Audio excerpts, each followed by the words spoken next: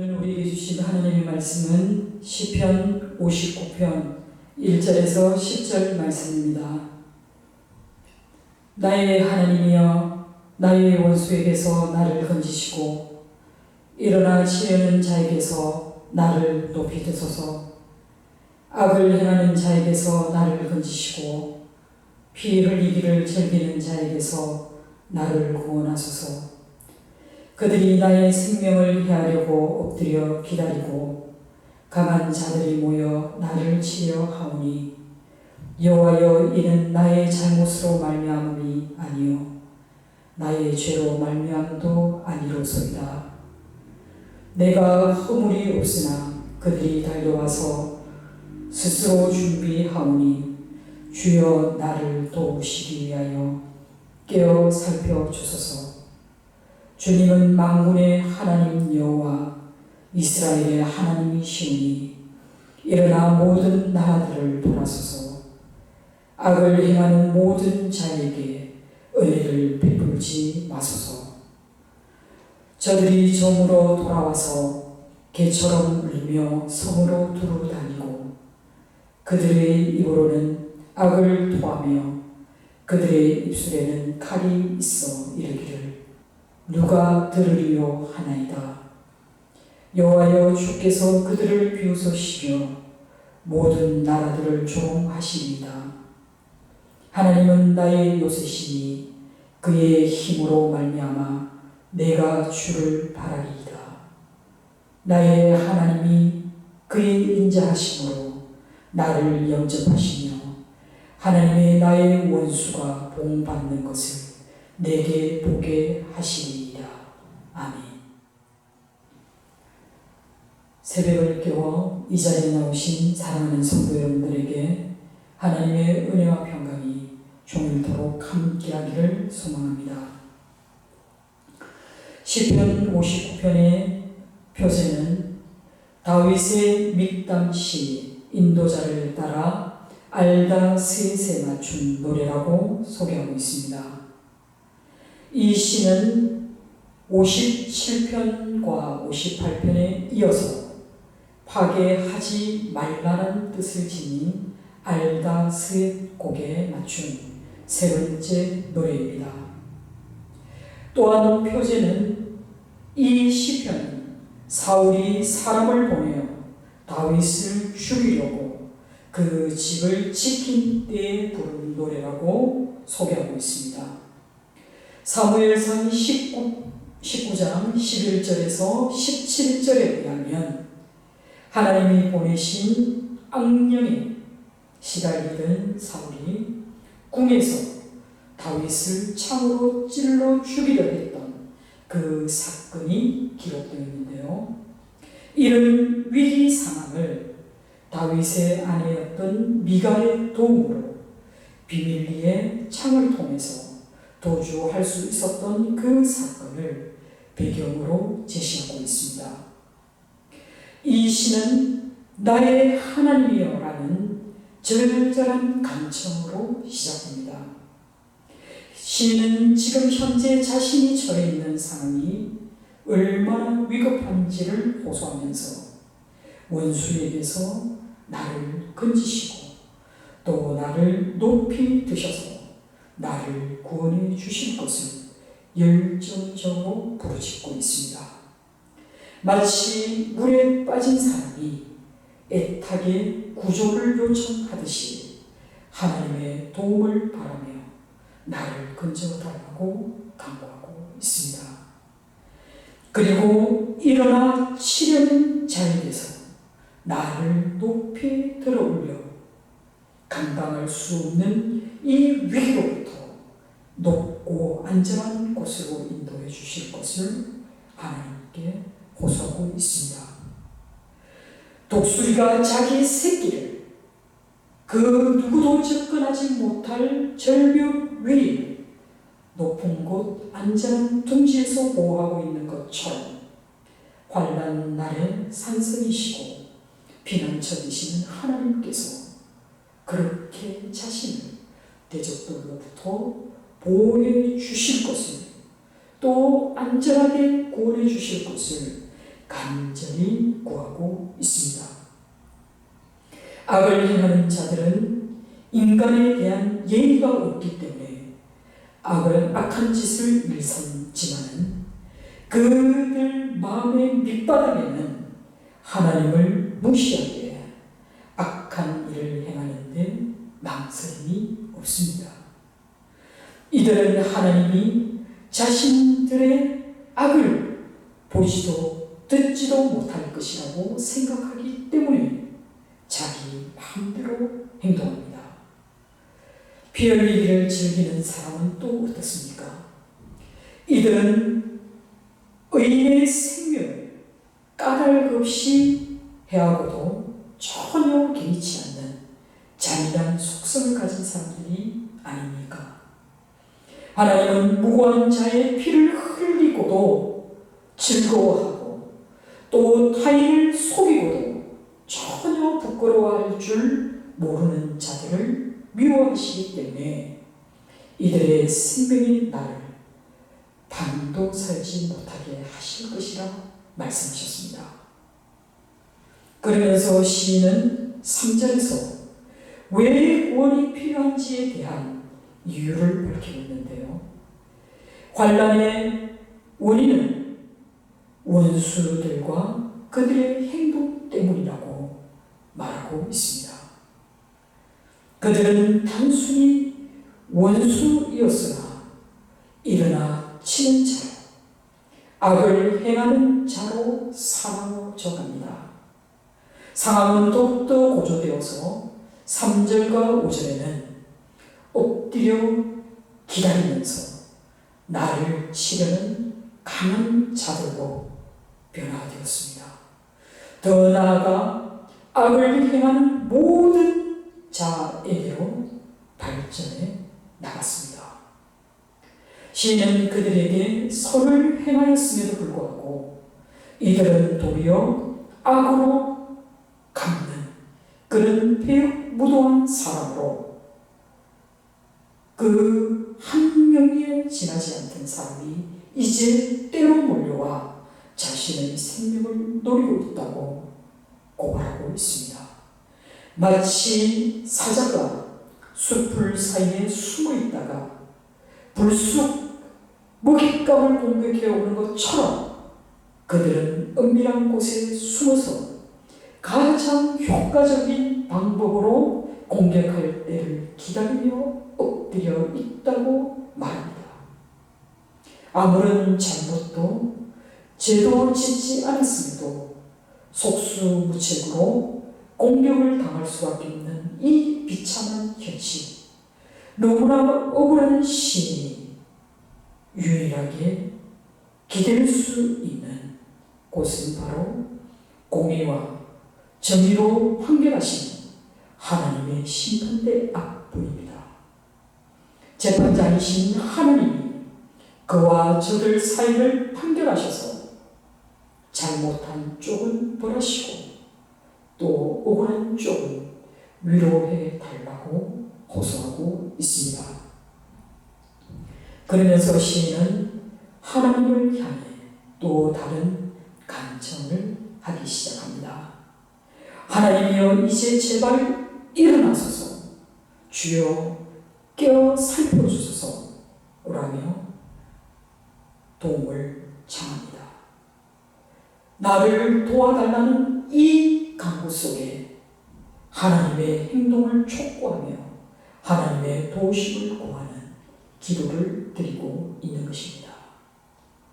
파수꾼이 망대에서 매우 긴장된 모습으로 적의 동태를 살피기 위해 졸지도 않고 잠자지도 않고 깨어 주변을 샅샅이 살피고 있는 것처럼 선악간에 서로를 하나님께서 판단해 주시기를, 그리고 위태로운 상황에 놓인 자신을 지켜주시기를 간곡하게 기도하고 있는 것입니다.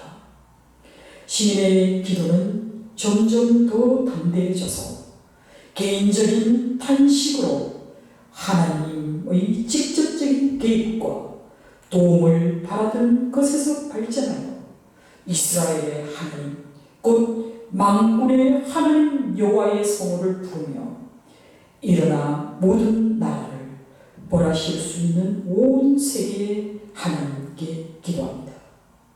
물론 이스라엘의 하나님이라는 말은 만군의 하나님 여호와와 동격으로 쓰였습니다. 특히 이스라엘의 역사 속에서 하나님은 자기 백성을 권세와 능력으로 지켜주시고 보호해 주셨기 때문에 시인은 하나님의 성호를 붙들고 기도할 수 있었던 것입니다. 만군의 하나님 여호와는 참으로 전쟁에 능하신 능력의 주님이시기 때문에 하나님의 정의와 하나님의 공의가 온 세상에 공평하게 적용되기를 간절히 바라며 기도할 수 있었던 것입니다. 지금까지 시편의 여러 시인들은 하나님께 자신들을 은혜롭게 해달라고 기도했지만 오늘 시편 기자는 한층 더 고조된 어조로 또 너무나 노골적으로 하나님이 세상에 있는 모든 악인들에게 은혜를 베풀지 말 것을 호소하고 있습니다. 하나님이 무고한 피를 흘리게 한 원수들과 자기와 같이 억울한 일을 당하고 아무런 이유 없이 고통받는 사람들과 그들을 동일하게 대해서는 안 된다고 시인은 말하고 있습니다. 그들에게 관용을 베풀지 마시고 저들이 저지른 죄의 대가대로 하나님이 심판해 주실 것을 간곡하게 호소하고 있는 것입니다. 왜냐하면 저들은 비록 혈통으로는 이스라엘 백성이긴 하지만 근본적으로는 하나님을 대적하는 이방인들과 다를 바 없는 그런 무도한 자들이기 때문입니다. 악인들에게 은혜를 베풀지 말라고 저들은 용서하지 말라고 기도하던 시인이 이 시의 후렴구에 해당하는 6절과 7절에서 하나님이 저들을 용서하시면 안 되는 이유에 대해 저들은 약탈하는 객대와 같다고 묘사하고 있습니다. 원수들을 위협하는 짐승에 비유하는 것은 시에서 드문 일은 아닙니다. 이처럼 성경에서 사람을 개에 비유한 것은 지극히 경멸을 뜻하는 말입니다. 원수들의 모습은 물어뜯고 싸우고 싶어서 안달이 난 그런 짐승들처럼 끊임없이 악을 행하려는 더럽고도 사악한 욕망에 사로잡힌 자들이기 때문에 그들은 스스로 사람이기를 포기한 그런 사람이라고 말하고 있습니다. 히브리인들은 개를 들어온 것, 썩은 짐승의 고기를 먹으면서 또 피를 먹고 토한 것을 다시 먹는 그런 동물로 여겼기 때문에 더러움과 부정을 상징하는 대표적인 동물이 바로 개였습니다. 사악한 자들은 공공연하게 입으로 악을 토하듯 비방과 중상모략을 일삼습니다. 악인들은 거짓을 말하는데 조금의 망설임도 없습니다. 그들이 쏟아내는 말은 신실하지도 못할 뿐만 아니라 그 입에서는 항상 저주와 간사스럽고 교묘하며 포악으로 가득할 뿐입니다. 마치 전쟁터에서 칼로 사람을 죽이듯이 그들의 입술에 칼이 있어서 다른 사람들을 말로 해치려는 목적으로 그 거짓과 간사한 속임수를 자행하는 자들이 바로 이들입니다.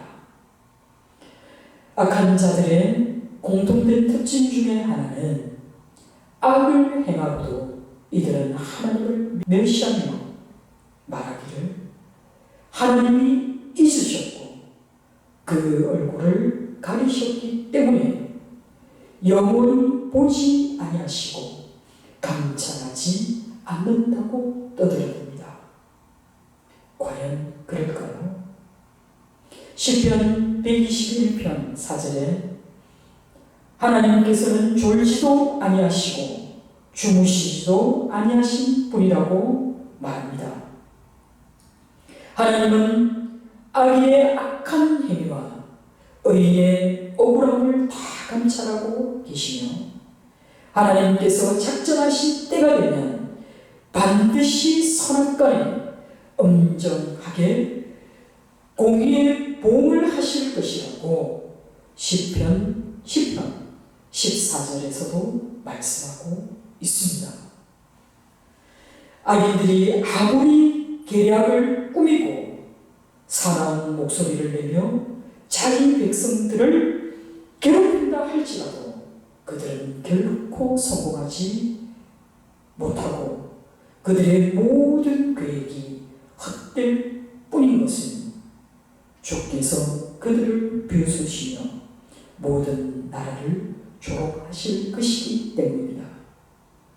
사랑하는 성도 여러분, 참새 한 마리도 하나님께서 허락하지 아니하시면 땅에 떨어지는 법이 없는데 하물며 하나님이 지키시며 또 보호하시는 하나님의 사람을 감히 악인들이 해할 수 있으리라고 생각하는 것은 참으로 어리석고 가소로운 일입니다.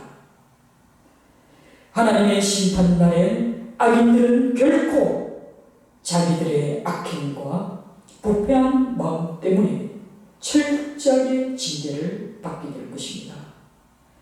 그는 자신들의 비참한 최후에 대해서 알지 못하고 날뛰고 있으니 참으로 어리석은 자가 아니라고 말할 수 없을 것입니다. 시인은 하나님께 자신의 상한 마음을 다 쏟아내고 또 만군의 여호와 하나님의 이름을 붙드는 순간 하나님의 신실하신 그 약속의 말씀을 마음 깊이 새길 수 있었습니다. 하나님의 말씀을 자기 마음에 새기니 그의 마음은 곧 잔잔한 고요로 평안을 찾게 되었습니다. 사도 바울은 로마서 8장 18절에 생각한데 현재의 고난은 장차 우리에게 나타날 영광과 비교할 수 없다고 말했던 것처럼 성도는 고난 중에도 결코 인내와 구원에 대한 확신을 포기하지 않을 수 있는 것은 하나님이 우리의 삶 가운데 늘 함께 하심을 믿기 때문입니다. 그 하나님의 보호하심에 대한 확신이 이제 하나님에 대한 찬양으로 이어져갑니다. 시인은 9절에서 다음과 같이 찬양합니다. 하나님은 나의 요새이시니 그의 힘으로 말미암아 내가 주를 바라리이다. 아멘. 사랑하는 성도 여러분, 이것이 저와 여러분이 시편을 읽는 이유입니다. 두려움이 믿음으로 변하고 그 믿음으로 하나님을 결코 놓치지 않았기에 하나님만이 나를 이렇게 기가 막힌 웅덩이로부터 나를 건져내시고 모든 선한 싸움을 승리로 이끌어 주실 분이심을 확신하기에 이르게 됩니다. 우리의 입술이, 우리의 영혼이 오직 하나님의 위대하심만을, 그의 전능하심만을 찬양하게 되는 이유가 바로 여기 있습니다. 하나님은 높은 산 위에 견고하게 세워진 요새요, 곧 산성과 같아서 우리를 안전하고 확실하게 지켜 보호해 주실 것을 확신하기에 이제 우리는 평안이 질 수 있는 것입니다. 이 평안은 세상이 주는 평안이 아니라 하나님께서 주신 하늘로부터 내려온 평안이기 때문에 우리는 하나님의 평안을 구하는 노래를 부를 수 있는 것입니다. 하나님이 나의 힘의 원천이시기 때문에 하나님의 힘에 의지하여 내가 주를 바라리이다 고백할 수 있는 것입니다. 이처럼 하나님은 환난 중에도 하나님의 도움을 믿고 바라고 간구하면 하나님의 권능과 하나님의 자비로우신 그 도움을 의지한 그 사람에게 하나님은 요새가 되어주시고 또 높은 산성이 되어주시고 또 우리의 피난처가 되어주실 것입니다. 그 어떤 악한 세력도 얼씬 될 수 없는 그 견고한 산성이 되어서 우리를 보호해 주실 것입니다. 주께로 피하는 모든 자들을 그 견고한 성, 높은 곳에 우리를 지켜 보호하시는 하나님을 우리가 신실하게 의지하며 나아가야 할 줄 믿습니다. 그뿐만이 아닙니다. 하나님의 인자하심이, 하나님의 헤세드, 곧 하나님의 은혜로 나타난 그 영광으로 인해 내가 하나님을 영접하게 되었노라 고백하기에 이릅니다. 천지 만물을 창조하시고 피조물인 인간들에게 베푸시는 창조주 하나님의 절대은혜, 특히 하나님과의 은혜감이 있는 성도들에게 변함없이 베풀어 주시는 그 신실하신 하나님의 사랑, 곧 변하지 않는 그 하나님의 사랑으로 우리를 지켜 보호해 주실 것을 확신합니다.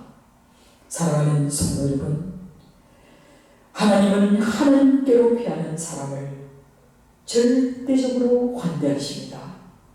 그리고 또 그들의 눈물을 닦아주시면서 또 그들의 억울한 일을 하나님께서 헤아려 주십니다.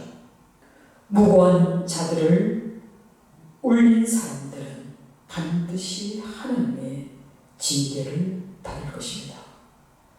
그렇기 때문에 억울한 일을 당해도 우리가 직접 원수를 갚지 않고 전적으로 하나님의 공의의 보험을 기대할 수 있는 것은, 원수 갚는 것은 하나님께 있음을 우리가 믿기 때문입니다. 성경은 우리에게 아무에게도 악을 악으로 갚지 말고 모든 사람 앞에 선한 일을 도모하라고 교훈하고 있습니다. 그렇기 때문에 우리는 하나님께서 원수 갚는 날에 우리의 억울함을 풀어주실 줄 믿고 결코 악에게 지지 말고 손으로 악을 이겨내야 할 것입니다.